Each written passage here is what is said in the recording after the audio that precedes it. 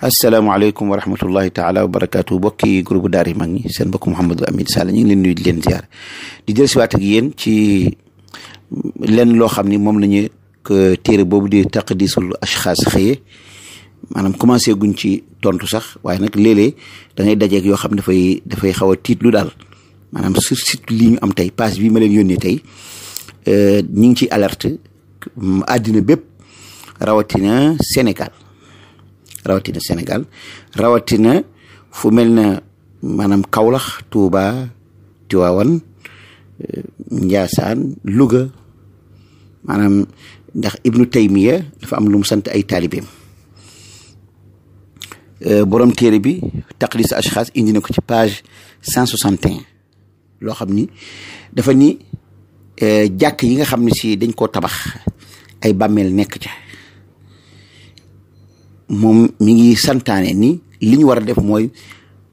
nañ ko fa jëlee benn ñu daaneel jàkka ja wala ñu seet nu ñu def ba bàmmeel yooyu jóge fa bu ngeen gisee ñenn ñi dañ koy def ak maanaam di ci waxtaan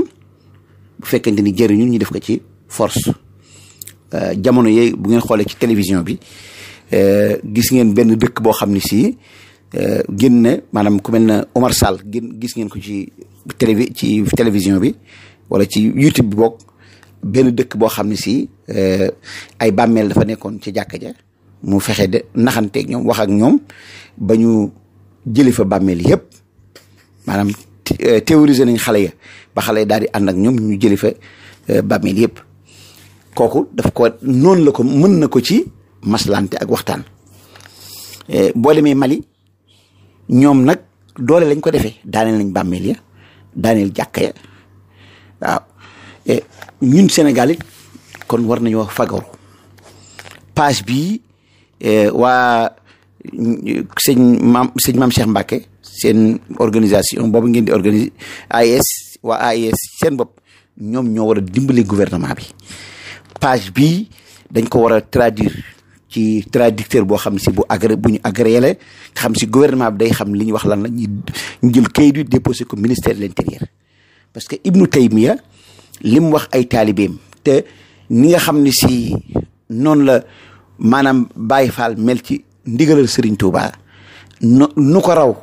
raw la taalibe Ibnu Taymiya gëme ndigalal Ibnu Taymiya loolu bay ba ngeen xam loolu ci téere bi dama gis ci page 161 mu ni qaala Ibnu Taymiya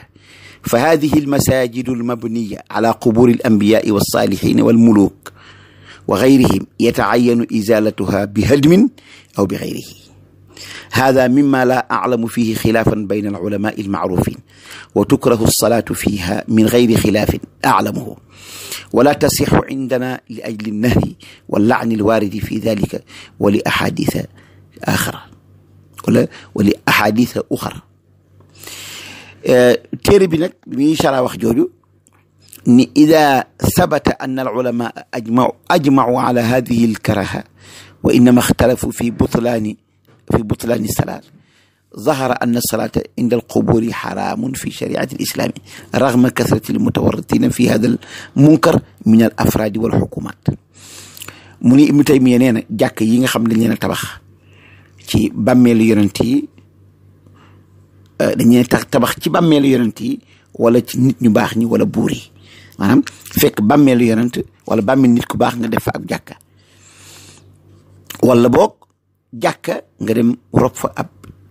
yonent wala nit ku baax nee na loolu dañ ko jàkka yu mel noonu yëpp nañ leen dindi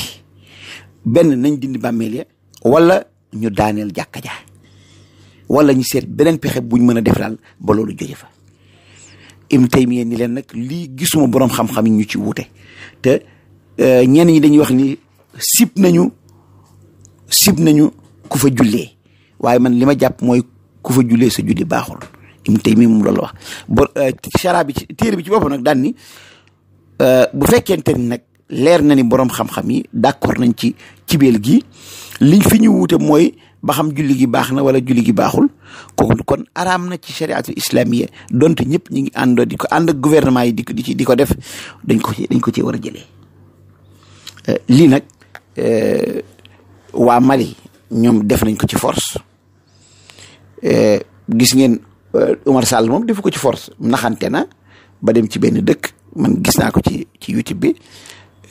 naxanteeg ñoom ba xale ya ànd ak ñoom ñu daal di fexe ba waa jàkka ja